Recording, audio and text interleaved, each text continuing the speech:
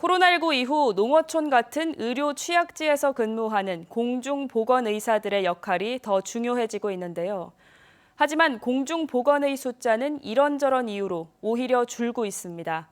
올해 경북에 168명의 신규 공중보건의사가 배치됐는데 10년 전에 비하면 30%나 감소한 규모입니다. 김서연 기자입니다. 올해 경북에 배정된 신규 공중보건의들이 경북도청에 모였습니다.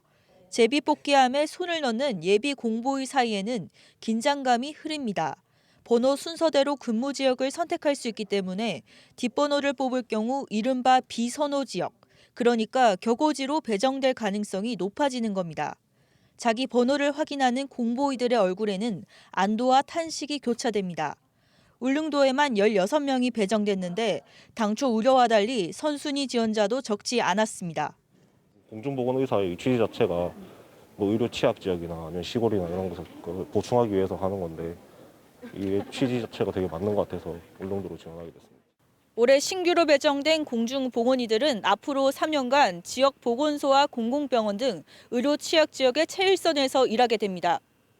올해 경북에 배정되는 신규 공중보건의는 모두 168명, 기존 복무자를 포함하면 모두 495명의 공보의가 경북에서 근무하는데 지난해보다는 23명이 적은 수치입니다. 특히 치과와 한의과 공보의는 증가한 반면 일반 공보의 수가 갈수록 급격하게 줄고 있습니다. 올해 치과와 한의과를 제외한 경북의 공보의 수는 신규 70명을 포함해 210명인데 작년보다 37명, 10년 전과 비교하면 30%나 감소했습니다. 농어촌 의료체계가 흔들리고 있다는 우려가 나오는 이유입니다. 실제로 안동시에 배치된 일반 공보의는 지난해 14명에서 올해 12명으로, 영주시가 11명에서 9명으로 줄었고 마찬가지로 상주, 문경 등 대부분 시단위가 각각 2명씩 감소했습니다.